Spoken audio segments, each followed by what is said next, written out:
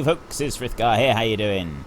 I have finished Field 1. It took a while. Actually, it took more than a while, but it's all done. And I only actually needed to come up... I actually want to go to the back one. I don't want to fold that one up. I only actually needed to bring up the... I brought up 2 more pallets of seeds with the Manitou. And this was the second round of seeds that we used. So it actually went quite a way. I was surprised at just how much we were able to do. Now, I've got my flashing beacons on, I've got my hazard lights on, so we're all good to go. We're going to head back to the yard, and we're going to start doing our 3 fields that we got back there. And I was just thinking, you know, we've got those 3 fields there, and we've got field 1 and 6 at the top. But considering the gear and the machinery and everything that we've got, we don't have very much land. We also don't have very much money, so we're not going to be able to buy very much land at the moment anyway. But I thought it would be nice if we could start working toward buying a few more fields. I would like to buy Field 11 near the sheep. I'd also like to buy, if you take a look here, Field 27 down in the bottom left-hand corner, down by the cattle. I think that one would be a good one to get. If we did it out for grass, it would make it easier to look after the cattle. But we'll play that one by ear. I'm not quite sure what's going to happen yet. At the moment, I'm thinking of going for some small fields, so 19 and 18, which are near the fields that we already own, and they're very small fields. Possibly as well 17 and 21, which are over near the shop on the left-hand side of the map, and field 10 up by the sawmill. I know that it's kind of spread out a bit because they're such small fields. It's not going to take a massive amount to go and get them. We'll do a few jobs on them first. So I thought today we might actually go and have a look at some of them and do a few jobs on them.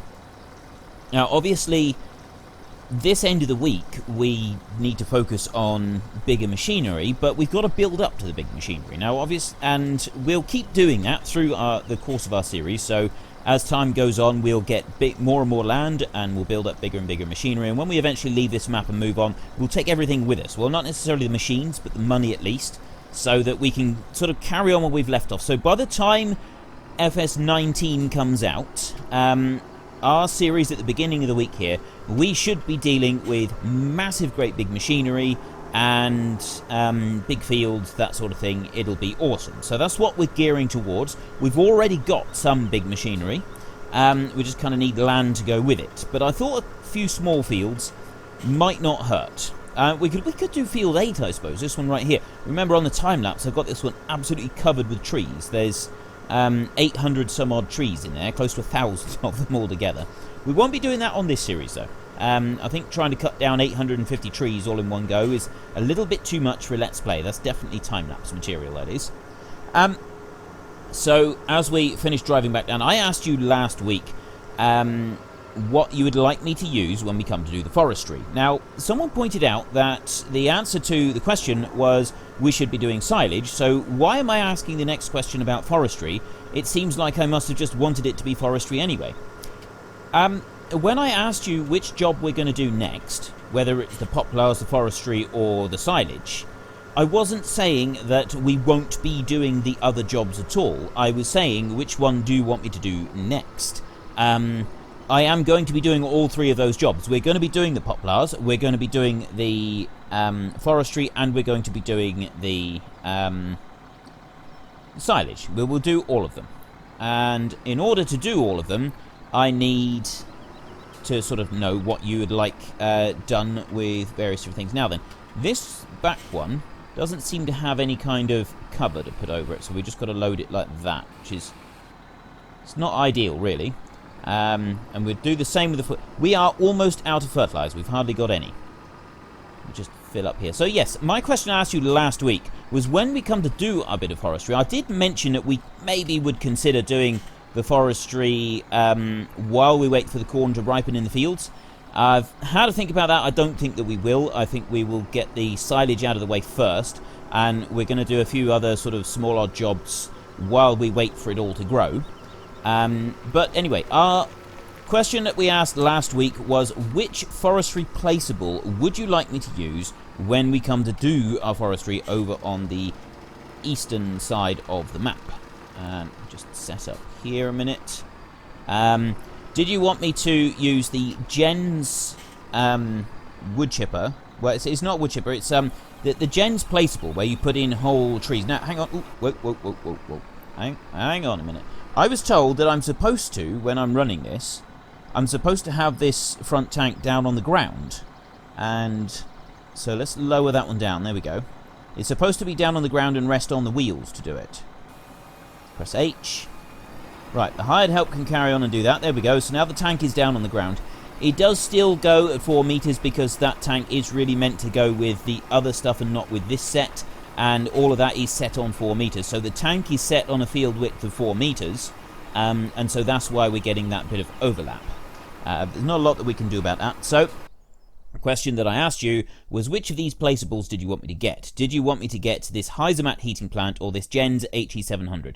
This one you put whole logs in, they get chipped up and they get sold directly as wood chips. Then the Heisemat, that one you got to make the wood chips and then you tip them in. And I had 2,687 people answer that question, which is a huge number of people. Thank you very much for everybody that took part. And the results were 2,127 people want that one and 560 want that one. So it's pretty clear cut, I should say, not clear cut, that we want this one here. So that's the one that we're going to use. There's a few other bits and pieces that I'm going to sort of use to set up with it. We'll set it up out in the field, and we're going to try a few different machines to get the logs into it. I'm not just going to do it in one way. We're going to try a variety of different ones. So we'll probably spend an episode using the Ponzi Scorpion to chop up trees, and then after we've chopped up trees, we can try different methods of putting the trees in there. Although part of it is going to involve just using the Ponzi Scorpion to put them in, but we'll get to that. Now, there's a placeable that I think is in the mod hub, but I don't have it yet on this map. I will be using that as well. That's all going to go with it. My question for this week, let me just I'm going to leave this one going here in the field, and we're going to head on over here. That one can carry on, and then when it finishes this field, we'll move it on to that one up there. We do actually have all the fertilizer that we need, and we're currently adding more fertilizer, but I've disabled proceed, so we need to kind of let the fertilizer run. That was our mistake with using the oilseed radishes, and we will try to use the oilseed radishes again, hopefully to a little bit better effect next time round. So we're going to be doing silage, and when we come to do the silage, we are going to be leasing. Now, I asked you previously which one you thought would be a good one to lease. We can't afford to buy the New Holland yet, so we'll have to keep saving for that one. That is when we come to do the poplars, we will be using that one there, and we will own it when we do it. But at the moment, what we're going to do is we're going to lease this class Jaguar here, and we have a variety of engine setups. We can go for just 17,200 with a 400 horsepower engine, or we can slowly, you got several different engine options, 462, 516, 585 horsepower, and that'll take it up to $22,000. Quite expensive, but I think that we'd make it back, and a more powerful engine might be useful. So I'm not sure about that. The wheels, we got front twin wheels or standard. Now, I know what everybody here thinks about twin wheels. I'm getting asked to use twin wheels all the time. So, yes, we will use twin wheels on that bad boy right there when we come to do it. Then, so after leasing that one, and we'll probably go for the expensive bit, you have a look at all these headers, right? We've got a selection of headers. I've been using this one in the time-lapse series, and probably several of you will have noticed by now that it's a tad slow. It does 6 miles an hour. The Crone one, that does the same, 6 miles an hour, and it's 6 meter width, so that's exactly the same speed and everything on those two. Then you've got the Kemper here. That one's wider, again 6 miles an hour. This one here is also 9 meters wide. The Kemper, we tried to put that on the Russell Mash, it doesn't fit. So they all do 6 miles an hour, so it's really based on just the width of the cut.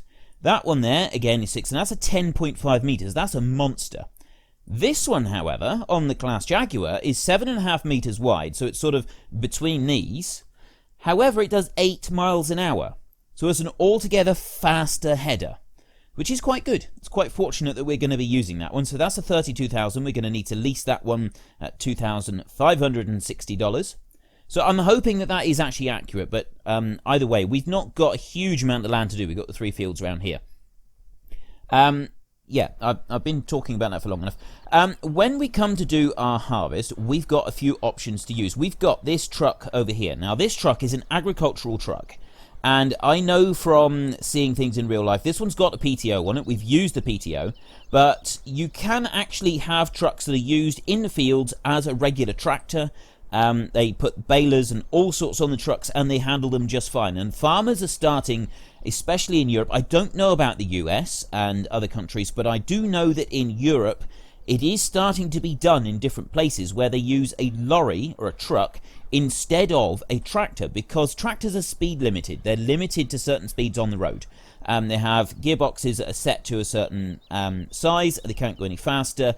And not only that, a tractor is not very well equipped for going much faster. However, a truck, a lorry, can do the work in the field if it's dry. If it's really wet, then you need a tractor. But so like cultivation work and stuff like that, you'd be using a tractor. There's a lot of stuff you could use the lorry for, the truck for, and then you can take it out on the road, and it goes a lot faster than a tractor, considerably faster than a tractor. So my question for this week is, when I come to do the silage, we've got 3 options, as I see it, for doing the silage. We can either, option 1, we can just use the truck. We'll use this trailer, and we'll use this truck, and we run the forager up and down the field, and use... Hang on, let me just check something on the forager, because I'm pretty sure... Oop, no, I don't want harvesters. We go here... Right, I think they're all the same. They don't... Yeah, they're not options. So it should have it. I'm hoping so. I'm counting on one thing here. So anyway, we run alongside the Class Jaguar in the field with the Tatra Phoenix with the trailer on the back. As soon as it's full, we head straight up to the clamp and we dump it. Or we park the Tatra Phoenix beside the edge of the field. We swap the trailer over and we put the trailer onto the Valtra that is over there right now. And we use the Valtra to run alongside the Class Jaguar up and down the field, and then when it's full we swap them back over, because we do have a dolly here somewhere. I'm not sure where the dolly is gone, but we do have one. And then so we unhitch it off of the Valtra and we put it back onto the Tatra Phoenix, and we use the Tatra to run between the field and the BGA. And then the final option is we use the Tatra to run it into the field, and we put the dolly on the back of the Jaguar, and then have the Class Jaguar tow its own trailer around the field. So we've got those 3 options. It's your vote, it's your game. Head into the comment section down below, let us know how you would like me to operate the trailers and the truck and the tractors and so on in the fields next week. Give us your thoughts on if you think those 3 options are viable, if you think there should be any other options included. And of course, don't forget to actually cast your vote by mousing over in the top right hand corner. So we've got 25 minutes to do this mission here. That would give us $10,000. I've already done a few missions in this field. I think owning field 19 would definitely be a plus. So we're going to start this mission now. We get going really quickly on this. Get it unfolded. I'll move out. I'm going to use the GPS as well on this. I think the GPS mod is absolutely fantastic, and it is perfect for jobs like this. So there we go. I'll line that one up there. And start the GPS. Auto width to that. 3.3 meters. I'm not sure if this one is 3.3, if it's bigger or smaller, but we'll just assume that it's on 3.3.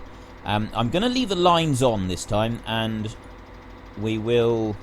Actually, I'm just going to go to the end of the row and stop, because it tends to jump over 2. I don't want to do that. I want to do it like this. I've got an idea for this. It'll be a bit more realistic. And start.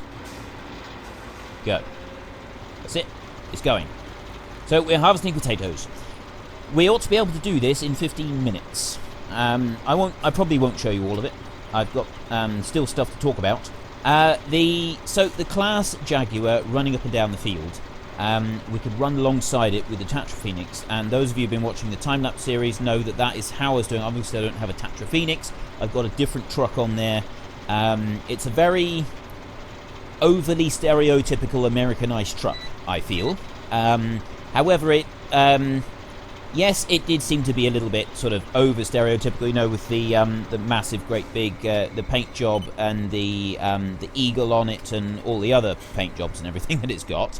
Yes, I quite agree with those comments that said it's over. It's kind of a bit overdone. However, it's also pretty cool, and it's nice to have a truck with a bit of a paint job on it. But the main reason that I went and got that truck was because it was the most powerful one that I could find, or rather, the most powerful and reliable one that I could find. It's over 600 horsepower, and it does tow really well. It's got a good top speed, so generally I was quite pleased with it, and I'm going to be looking out for a better one, but we don't need to worry about that today. So in the time-lapse series, what I was doing was I was using just the truck and running alongside the forager, and I know that this is quite acceptable because I've seen numerous videos of silage being done, particularly in the States, in flatter fields, where they're doing just that. They are just using trucks in the fields. They're running alongside the forager with a truck in the field, and running back to the yard. I even seen a road train type where they had two articulated trailers, one behind the other, and they were running down the field alongside the forager that was working in the fields. Absolutely fantastic. It was a really good video to watch. I've seen several videos of different things. No idea where the link is. It was a few years ago that I'd seen that. But so I know that it happens. I know that you can see it. So we could realistically use the Tractor Phoenix in the field and not have to get any tractors involved whatsoever. What I see a lot less of, I have seen it. I have seen videos of it. But it's a lot rarer is to see the forager towing the trailer itself and loading the trailer as it goes along the field. Do you remember in FS15 we had on the hard working map, I used that forager with the kind of the side loader thing for it, and then you just drove underneath and you offloaded what was in there into your trailer. I also used it in the Sandy Bay Let's Play series. It was a Chrome, the Chrome Beast Pack, I think it was called. Absolutely fantastic mod. Those I've seen videos of in real life. Seeing those things actually work in the field is utterly amazing. Ridiculously expensive for any normal farmer to use, and most contracting setups as well is also a bit too ridiculously expensive. So it's not something you would see very often unless someone was doing a huge amount of silage and really specialising in it. That one, the forager does blow the forage straight into the trailer so that it can, into the towed trailer that it's got, so that it can keep going. But it's very rare to see a forager towing its own trailer. So I feel of my three options, that one's the least realistic. And then of course the most common one is to have the tractor run alongside the forager in the field, and fill the trailer. Now obviously we've got quite a big trailer and I don't want to buy a separate trailer to go with it, so just to do the silage, or lease a separate trailer just to go with it, just to do the silage. And not only because it's an expense, but also because the Valtra is not that powerful a tractor, and the type of trailer that we would want to get, I think that the Valtra might sort of struggle with. We'd want a great big one, designed to go on the back of a tractor, and I think that the Valtra will struggle with that. We need a slightly bigger tractor to be able to tow a decent sized trailer. The Challenger would be good, but I don't really want the challenge of using the Challenger in the field because of how sensitive it is to steer. It would be too easy to go off course using the Challenger in the field. I don't think it's the machine for the job. I don't think it's best suited for that job. And the problem also with the Challenger is it's extremely sensitive on the steering. I mean, really, really sensitive. Now, I've had a couple of people say to me that the Challenger...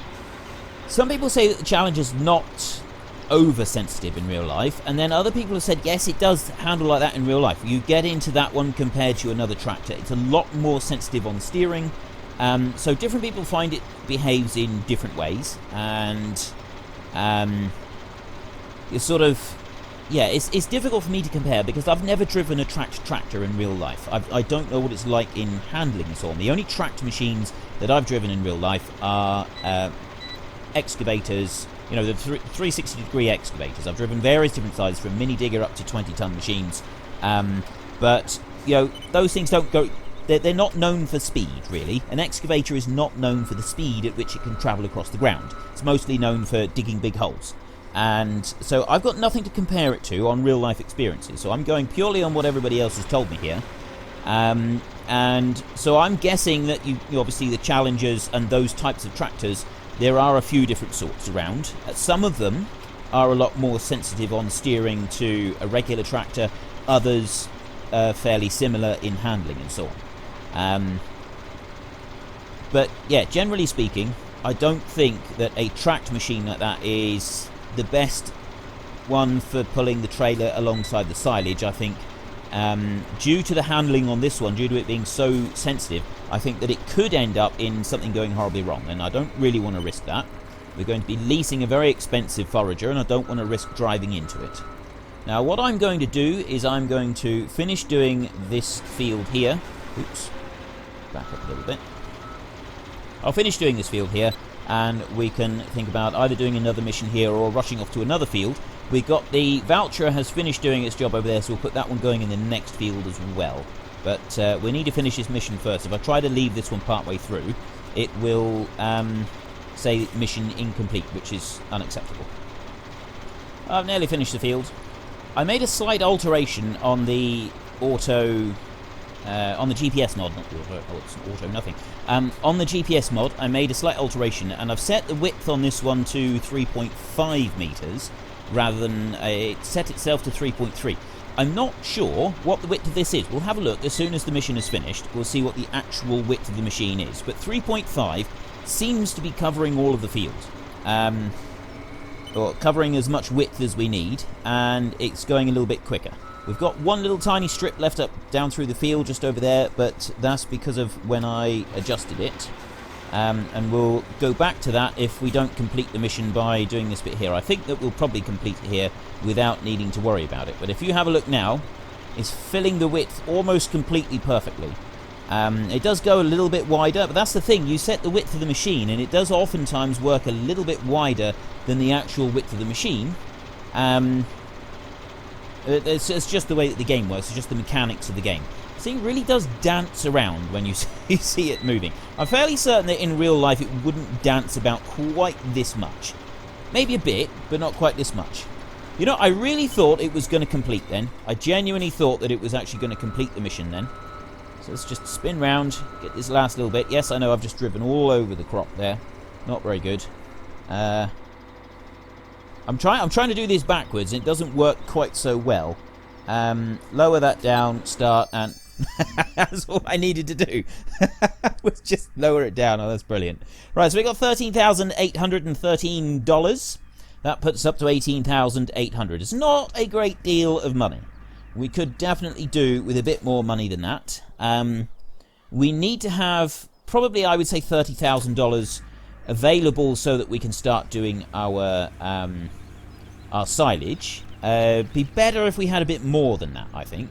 So let's just whiz up round here and get that voucher. We'll set that one going in the next field, and then we can go off. We are actually running out of time. I'll probably not do another mission today. We might do another mission tomorrow. But there was something else I wanted to do as well, so that's going to end up being tomorrow now, I think.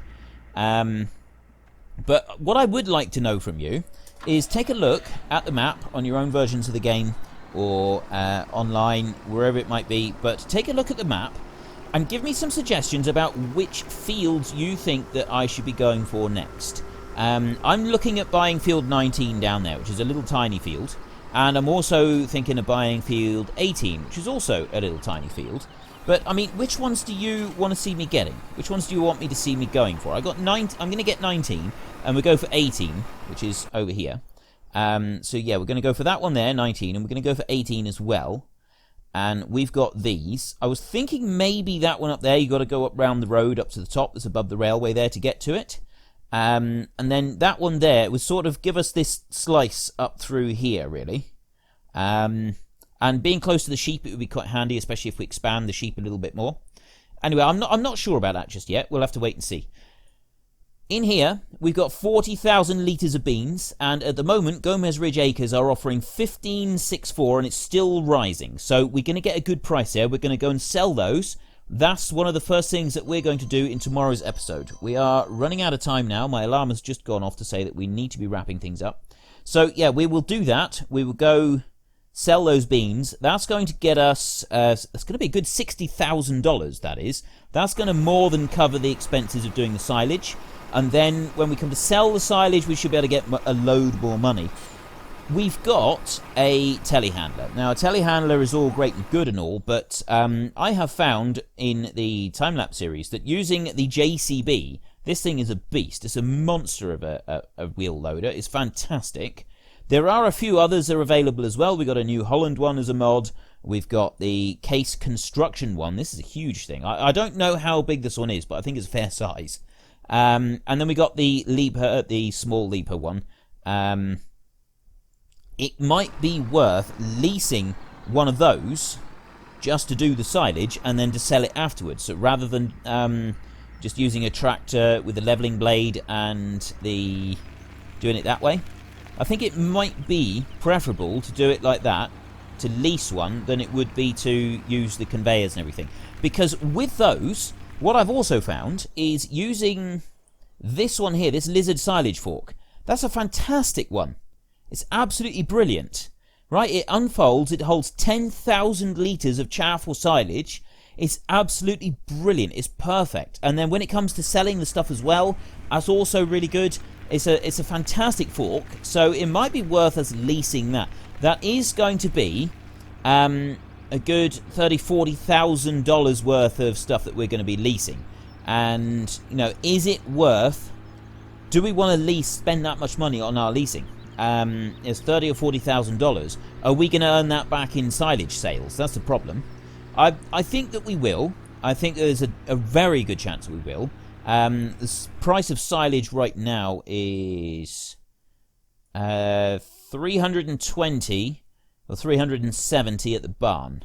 That's actually quite low.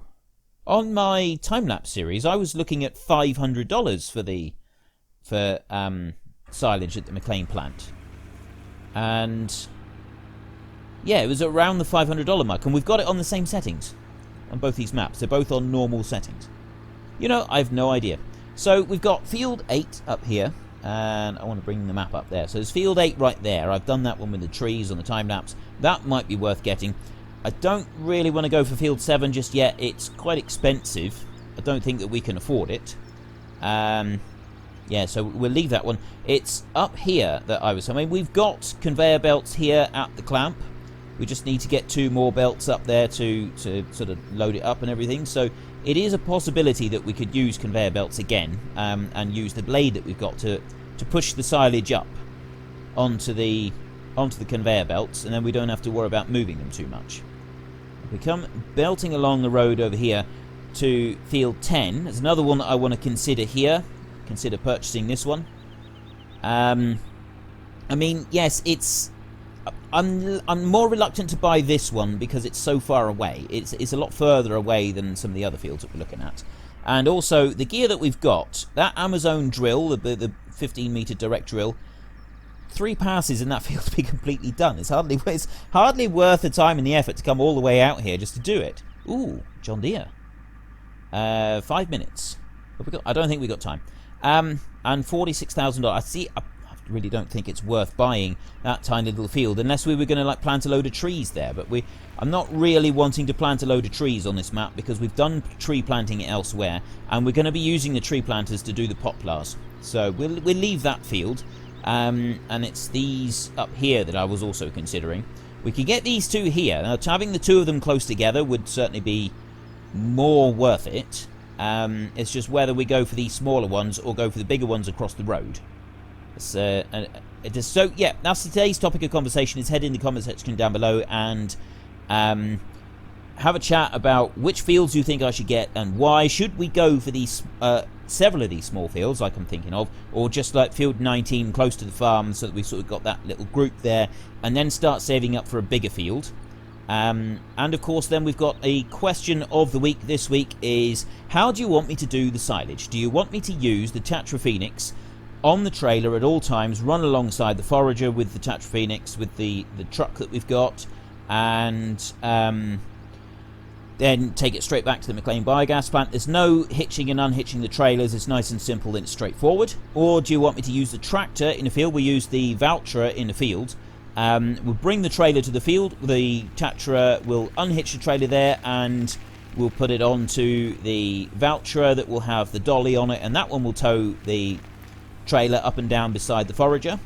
Or do you want me to put the dolly on the back of the forager and use the forager to tow the trailer up and down the field so that it tows its own trailer? That would be a bit more unusual. It's much less common to see that happening in the field than it is for either of the other two options. But it's your vote, it's your game. Head into the comment section down below. Let us know which of those three options you want me to use next week when we harvest our silage.